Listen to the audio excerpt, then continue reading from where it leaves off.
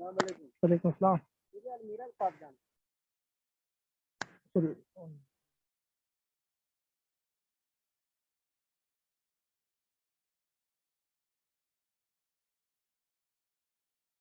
Okay. Amit Prabhu, Hare Krishna, Dandavad Pranam, all glories to Srila Prabhupada. Suresh Prabhu, Hare Krishna. Hare Krishna. Okay, we can start. Hare Krishna Mataji, Dandavat Pranam, Jai Shri Prabhupada. Om Namo Bhagavate Vasudevaya. Om Namo Bhagavate Vasudevaya. Om Namo Bhagavate Vasudevaya. Om Ajnanatimirandhasya Jnananjana Salagaya. Chakshurunmilidam Yena Tasmai Shri Gurave Namaha. Shri Chaitanya Manobhishtam Stabhidam Yena Bhudale. Swayam Rupa Kadamahyam Dadadi Swapadandigam. Vandeham Shri Guru Shri Yuddha Padakamalam. Shri Gurun Vaishnavamsa. Shri Rupam Sagrajadam Sahagana Raghunathanvidam Tam Sajivam. Sadvaidam Savadudam Parijana Sahidam Krishna Chaitanya Devam. Shri Radha Krishna Padan Sahagana Lalita Shri Vishadhanvidamsa. He Krishna Karuna Sindhu Dinabandhu Jagatpade Gopesha Gopika Kanda Radha Kanda Namostude Tapta Kanjana Gaurangi Radhe Vrindavaneshwari Vrishabhanusude Devi Pranamami Hari Priye Vancha Kalpatarubhyascha Kripa Sindhubhya Evacha Paridanam Pavanebhyo Vaishnavebhyo Namo Namaha Nama Om Vishnu Padaya Krishna Preshtaya Bhudale Srimade Bhakti Vedanta Swamini Dinamine Namaste Saraswate Deve Gauravani Prajarine Nirvishesha Shunyavadi Paschati Deshadarine Jai Shri Krishna Chaitanya Prabhu Nityananda Shri Advaita Gadadhara Shri Vasadi Gaura Bhakta Vrinda Hare Krishna, Krishna Krishna, Hare Hare, Hare Rama, Rama Rama, Hare Hare. Okay, we are reading Krishna, the Supreme Personality of Godhead, the book, and we are reading the second chapter. We stopped here yesterday.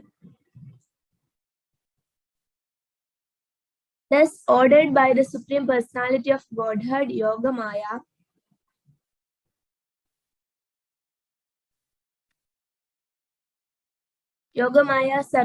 circumambulated the Lord and then appeared within this material world according to his order.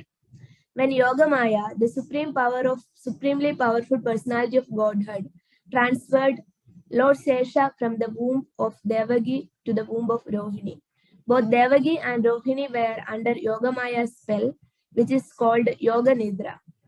When this was done, people thought that Devaki's seventh pregnancy had been a miscarriage. Thus, although Balarama appeared as the son of Devaki, he was transferred to the womb of Rohini to appear as her son. After this arrangement, the Supreme Personality of Godhead Krishna, who is always ready to protect his unalloyed devotees, entered within the mind of Vasudeva as the Lord of the whole creation, with full inconceivable potencies. It is understood in this connection that Lord Krishna first of all situated himself in the unalloyed heart of Vasudeva and was then transferred to the heart of Devaki.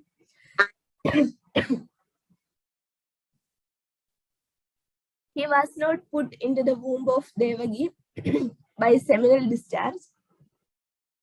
The Supreme Personality of Godhead, by his inconceivable potency, can appear in any way. It is not necessary for him to appear in the ordinary way, by seminal injection within the womb of a woman. When Vasudeva was sustaining the form of the Supreme Personality of Godhead within his heart, he appeared just like the glowing sun, whose shining rays are always unbearable and scorching to the common man. The form of the Lord situated in the pure, unalloyed heart of Vasudeva is not different from the original form of Krishna. The appearance of the form of Krishna anywhere and specifically within the heart is called Dhamma. Dhamma refers not only Krishna's form but also to his name, his qualities, and his paraphernalia. Everything becomes manifest simultaneously. Thus, the eternal form of the Supreme Personality of Godhead with full potencies was transferred from the mind of Vasudeva to the mind of Devaki, exactly as the setting sun's rays are transferred to the full moon rising in the east. Krishna, the Supreme Personality of Godhead, thus entered the body of Devaki from the body of Vasudeva without being subject to any of the conditions of an ordinary living entity. Since Krishna was there, it is to be understood that all his plenary expansions, such as Narayana and incarnations like Lord Nrsimha and Varaha, were with him, and they also were not subject to the conditions of material existence. In this way, Devaki became the residence of the Supreme Personality of Godhead, who is one without a second and the cause of all creation. Devaki became the residence of the Absolute Truth, but because she was confined within the house of Kamsa, she looked just like a suppressed fire or like misused education. When fire is kept in a jug, the illuminating rays of the fire cannot be very much appreciated. Similarly, misused knowledge, which does not benefit the people in general, is not very much appreciated. So, Devaki was kept within the prison walls of Kamsa's palace, and no one could see her transcendental beauty, which resulted from her conceiving the Supreme Personality of Godhead. Kamsa, however, saw the transcendental beauty of his sister Devaki, and he at once concluded that the Supreme Personality of Godhead had taken shelter in her womb. She had never before looked so wonderfully beautiful. He could distinctly understand that there was something wonderful within the womb of Devaki. In this way, Kamsa became perturbed because he was sure that the Supreme Personality of Godhead, who would kill him in the future, had now come. Kamsa began to think, what is to be done with Devaki? Surely she has Vishnu or Krishna within her womb. So it is certain that Krishna has come to execute the mission of the demigods. And even if I immediately kill Devaki, his mission cannot be frustrated. Kamsa knew very well that no one can frustrate the purpose of Vishnu. Any intelligent man can understand that the laws of God cannot be violated. His purpose will be served in spite of all impediments offered by the demons. Kamsa thought, if I kill Devaki at the present moment, Vishnu will enforce his supreme will more vehemently. To kill Devaki just now would be a most abominable act. No one desires to kill his reputation, even in an awkward situation. If I kill Devaki now, my reputation will be spoiled. Devaki is a woman and she is under my shelter. She is pregnant. And if I kill her immediately, my reputation, the results of my pious activities, and my duration of life will all be finished. He further deliberated. A person who is too cruel is as good as dead, even in this lifetime. No one likes a cruel person during his lifetime, and after his death, people curse him. On account of his self identification with the body, he must be degraded and pushed into the darkest region of hell. Kamsa thus meditated on all the pros and cons of killing Devaki at that time. Kamsa finally decided not to kill Devaki right away but to wait for the inevitable future. But his mind became absorbed in animosity against the personality of Godhead. He patiently waited for the delivery of the child, expecting to kill him, as he had done previously with the other babies of Devaki.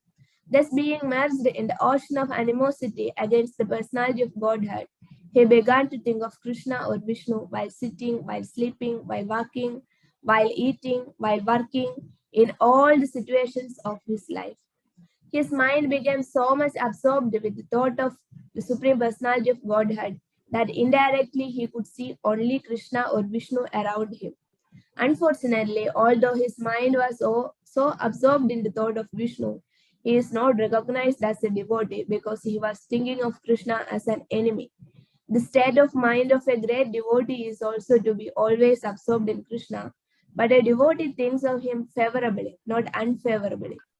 To think of Krishna favorably is Krishna consciousness, but to think of Krishna unfavorably is not Krishna consciousness. Can anybody read? Hare Krishna. Hare Krishna Mataji. Yes. Can I continue? Yes, Mother.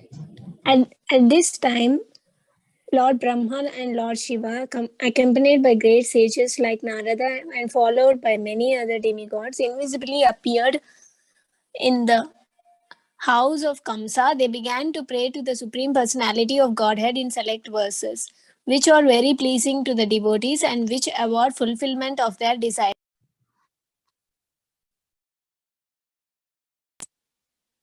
Select verses which are very pleasing to the devotees and which award fulfillment of their desires.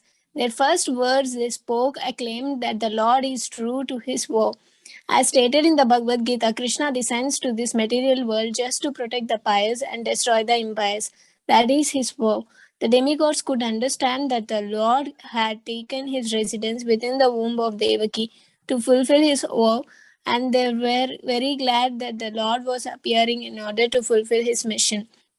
Then the demigods addressed the Lord as Satyam Param, or the Supreme Absolute Truth. Everyone is searching after the truth. That is a philosophical way of life. The demigods give information that the Supreme Absolute Truth is Krishna. One who becomes fully Krishna conscious can attain the Absolute Truth. Krishna is the Absolute Truth because, unlike relative truth, he is truth in all the three phases of eternal time. Time is divided into past, present, and future. Krishna is truth always, past, present, and future. In the material world, everything is being controlled by the supreme time in the course of past, present, and future. But before the creation, Krishna was existing. And when there is creation, everything is resting in Krishna. And when this creation is finished, Krishna will remain. Therefore, he is the absolute truth in all circumstances. If there is any truth within this material world, it emanates from the supreme truth, Krishna. If there is any opulence within this world, the cause of the opulence is Krishna. If there is any repetition within this material world, the cause of the repetition is Krishna. If there is any strength within this material world, the cause of such strength is Krishna.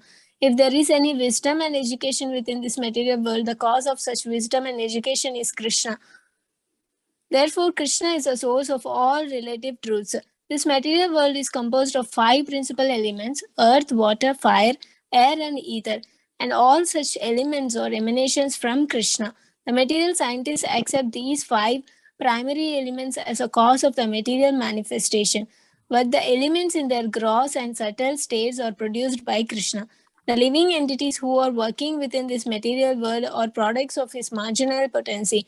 In the 7th chapter of the Bhagavad Gita, it is clearly stated that the whole manifestation is a combination of 2 kinds of energies of Krishna, the superior energy and the inferior energy.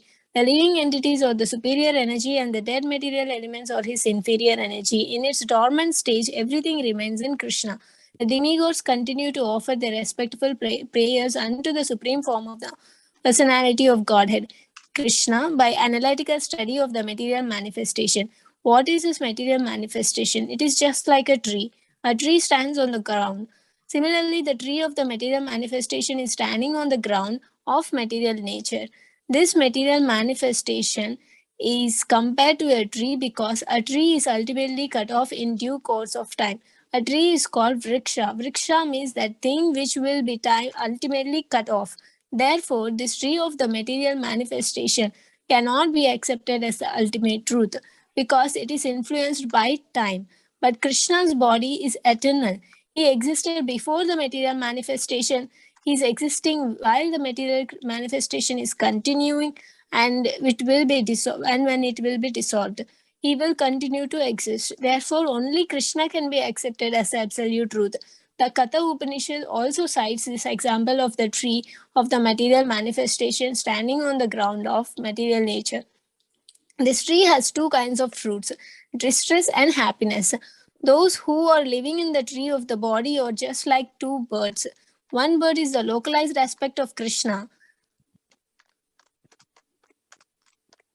known as a Paramatma, and the other bird is a living entity. The living entity is eating the fruits of this material manifestation. Sometimes he eats the fruit of the happiness, and sometimes he eats the fruit of distress. But the other bird is not interested in eating the fruit of distress or happiness because he is self-satisfied. The Katha Upanishad states that one bird on the tree of the body is eating the fruits and the other bird is simply witnessing. The roots of this tree extend in three directions. This means that the root of the tree is the three modes of material nature: goodness, passion, and ignorance. Just as a tree's root expands, so by association of the modes of material nature, goodness, passion, and ignorance, one expands its duration of material existence. The taste of the fruits are of four kinds: religiosity, economic development, sense gratification, and ultimately liberation.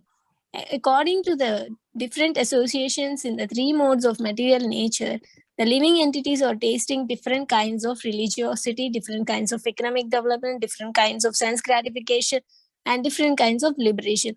Practically all material work is performed in ignorance. But because there are three qualities, sometimes the quality of ignorance is covered with the goodness or passion. The taste of these material fruits is accepted through five senses. The five senses organs through which knowledge is acquired or subjected to six kinds of whips: lamentation, illusion, infirmity, death, hunger, and thirst. This material body or the material manifestation is covered by 7 layers: skin, muscle, blood, marrow, bone, fat, and semen. The branches of the tree are 8: earth, water, fire, air, ether, mind, intelligence, and ego. There are 9 gates in this body: the 2 eyes, 2 nostrils, 2 ears, 1 mouth, 1 genital, 1 rectum. And there are 10 kinds of internal air passing through within the body: prana, apana, udana, vyana, and samana, etc. The 2 birds seated in this tree, as explained above, are the living entity and the localized Supreme Personality of Godhead Paramatma. Okay, Mataji, thank you. Thank you, Mataji. Hare Krishna. Hare Krishna. Bhupalan Prabhu? Can you read? Oh, yes, Mataji. Okay. Hare Krishna. Can you scroll? Yeah. The root cause of the material manifestation here is Cannot hear Prabhu. Hare Krishna. The root cause of the material manifestation. Now it's okay, Mataji? But cutting, like, are you using earphone, Prabhu? No, Mataji. If someone can continue that. Okay, okay. Anybody? Diksha Mataji? Hare Krishna. Hare Krishna Mataji. Yes, madam. Can you read? Yes. The root cause of material manifestation described here is the Supreme Personality of Godhead. The Supreme Personality of Godhead expands himself to take charge of the 3 qualities of the material world. Vishnu takes charge of the mode of goodness, Brahma takes charge of the mode of passion, and Lord Shiva takes charge of the mode of ignorance. Brahma, by the mode of passion, creates this manifestation. Lord Vishnu maintains this manifestation by mode of goodness. Lord Shiva annihilates it by the mode of ignorance. The whole creation ultimately rests in the Supreme Lord. He is the cause of creation, maintenance, and dissolution. And when the whole manifestation is dissolved in its subtle form as his energy, it rests within his body. At present, the demigod prayed, the Supreme Lord Krishna is appearing just for the maintenance of this manifestation. Actually, the supreme cause is one, but less intelligent person being deluded by 3 modes of material nature see that the material world is manifested through different causes. Those who are intelligent can see that the cause is one, Krishna. As it is stated in Brahma Samhita, Ishvara Parama Krishna, Sarva Karanaha Karanam. Krishna, the Supreme Personality of Godhead, is the cause of all causes. Brahma is the deputed agent for creation. Vishnu is the expansion of Krishna for maintenance, and Lord Shiva is the expansion of Krishna for dissolution. Our dear Lord, the demigod prayed, "It is very difficult to understand your eternal form of personality. People in general are unable to understand your actual form. Therefore, you are personally descending to exhibit your original eternal form. Somehow, people can understand the different incarnations of your Lordship, but they are puzzled to understand the eternal form of Krishna with two hands, moving among human beings exactly like one of them. This is eternal form of your Lordship, gives ever increasing transcendental pleasure to the devotees. But for the non devotees, this form is very dangerous. As stated in Bhagavad Gita, Krishna is very pleasing to the sadhus, paritranaya sadhunam, but this form is very dangerous for the demons because Krishna also descends to kill the demon.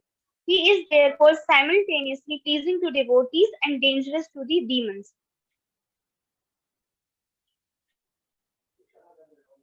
Our dear lotus-eyed Lord, you are the source of pure goodness. There are many great sages who simply by samadhi or transcendently meditating upon your lotus feet and thus being absorbed in your thought have easily transformed the great ocean of nescience created by the material nature into no more than the water in the calf's hoof print. The purpose of meditation is to focus the mind upon the personality of Godhead, beginning from his lotus feet. Simply by meditation on the lotus feet of Lord, great sages cross over this vast ocean of material existence without difficulty.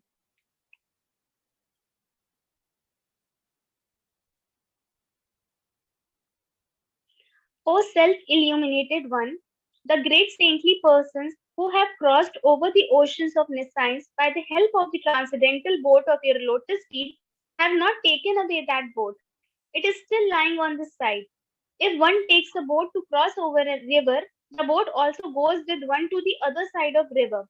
And so when one reaches the destination, how can the same boat be available to those who are still on this side? To answer this difficulty, the demigods say in their prayer that the boat of Lord's lotus feet is not taken away. The devotees still remaining on this side are able to pass over the ocean of material nature because the pure devotees do not take the boat with them when they cross over. Then they When one simply approaches the boat, the whole ocean of material nescience is reduced to the size of the water in calf's hoof print. Therefore, the devotees do not need to take the boat to the other side. They simply cross the ocean immediately. Because the great saintly persons are compassionate towards all conditioned soul. The boat is still lying on this side. In the other words, one can meditate upon the lotus feet of the Lord at any time. And by so doing, one can cross over the great ocean of material existence.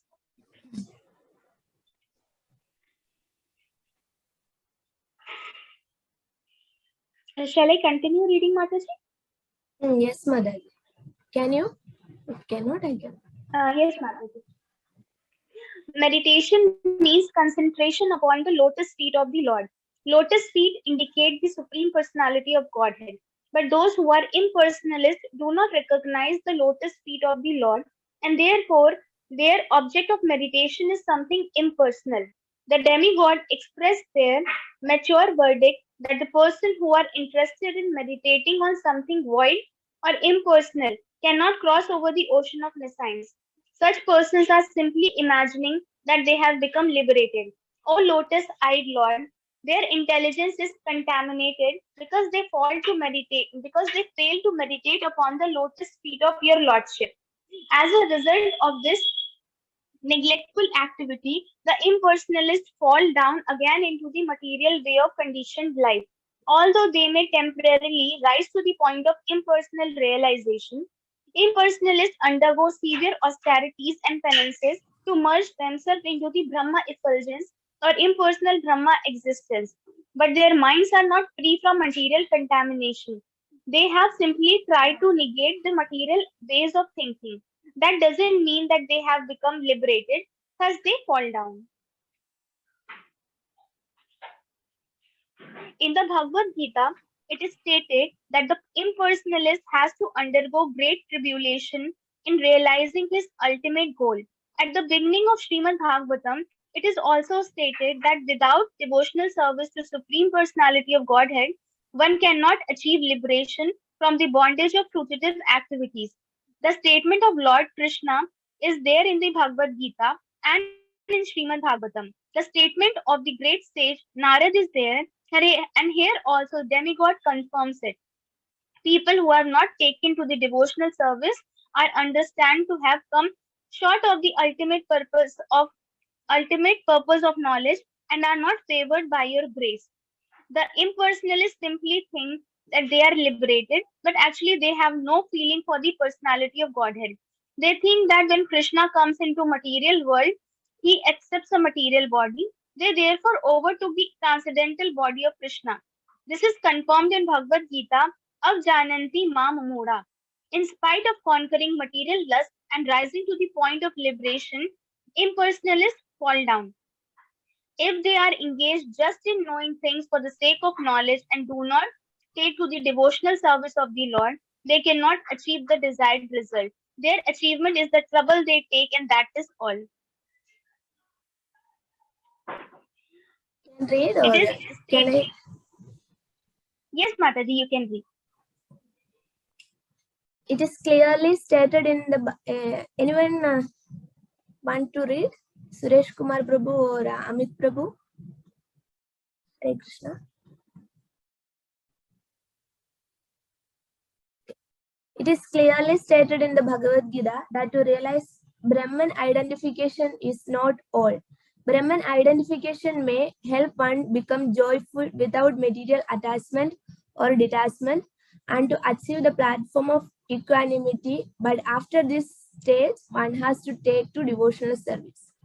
When one takes to devotional service after being elevated to the platform of Brahman realization, he is then admitted into the spiritual kingdom for permanent residence in association with the Supreme Personality of Godhead. That is the result of devotional service. Those who are devotees of the Supreme Personality of Godhead never fall down like the impersonalists. Even if the devotees fall down, they remain affectionately attached to their Lord. They can meet all kinds of obstacles on the path of devotional service and freely, without any fear, they can surmount such obstacles. Because of their surrender, they are certain that Krishna will always protect them. As it is promised by Krishna in the Bhagavad Gita, my devotees are never vanquished. Our dear Lord, the demigods continued. You have appeared in your original unalloyed form, the eternal form of goodness for the welfare of all living entities within this material world. Taking advantage of your appearance, all of them can now very easily understand the nature and form of the Supreme Personality of Godhead. Persons who belong to the four divisions of the social order, the Brahmacharis, Grihasthas, Vanaprasthas, and Sannyasis, can all take advantage of your appearance. Dear Lord, husband of the goddess of fortune, devotees who are dovetailed in your service do not fall down from their high position like the impersonalists. Being protected by you, the devotees are able to traverse over the heads of many of Maya's commanders in chief who can always put stumbling blocks on the path of liberation. Dear Lord, you appear in your eternal transcendental form for the benefit of the living entities so that they can see you face to face and offer their worshipful sacrifices by ritualistic performance of the Vedas, mystic meditation, and devotional service as recommended in the scriptures. Dear Lord, if you did not appear in your eternal transcendental form, full of bliss and knowledge, a form which can eradicate all kinds of speculative ignorance about your position, then all people would simply speculate about you according to their respective modes of material nature. Thank you. Today's session is stopping here. Tomorrow we can read from here. Appearance of Krishna. the answer Krishna. to. Okay, thank you for all who joined for today's session. Hare Krishna. All glories to Srila Prabhupada. Hare Krishna. Hare Krishna, Mataji, all glory to Srila Prabhupada. All glories to Hare Krishna. Prabhupada. Hare Krishna. Hare Krishna, Balan Prabhu. Amit Prabhu, thank you. Hare Krishna. Balan Prabhu, thank you. Hare Krishna.